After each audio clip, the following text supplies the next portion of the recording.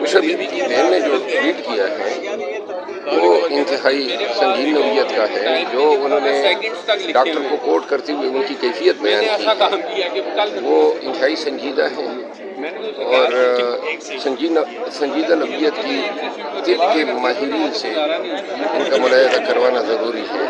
اور ہمارے اپنے ڈاکٹر بالخصوص جو ہیں شوکت خانم ہاسپٹل کے ڈاکٹر سے معائنہ کرانا چاہیے. خان نے جو الزام عائد کیا ہے اس الزام کی صداقت کے لیے یہی کافی ہیں کہ ان کے ٹیسٹ نہیں کرائے جا رہے ہیں.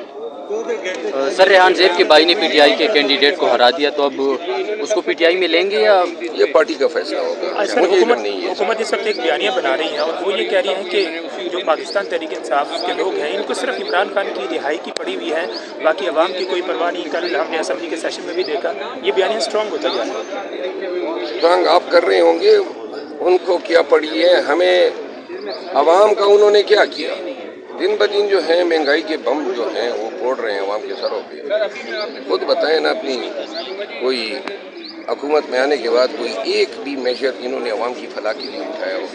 در در جو ہیں بھاگ رہے ہیں، بھیک مانگ رہے ہیں اور کوئی کام نہیں کر رہے. سر ایرانی صدر پاکستان میں ہیں، پی ٹی آئی کا کیا موقف ہے، اس کو کس طریقے سے دیکھ رہی ہے؟ ایک ڈگنیفائڈ قوم کے صدر ہیں، خوش آمدید کہتے ہیں اور پاکستانی قوم جو ہے صد احترامات ان کو ایکسٹینڈ کرتی ہیں. ایران سے اچھے بائی لیٹرل تعلقات کے خواہاں ہیں.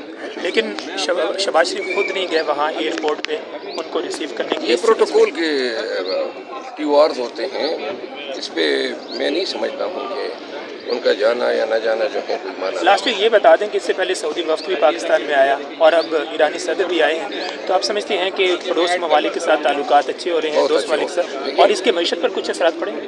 دوست ممالک کے ساتھ تعلقات اچھے ہونے چاہیے، بائی لیٹرل ہونے چاہیے.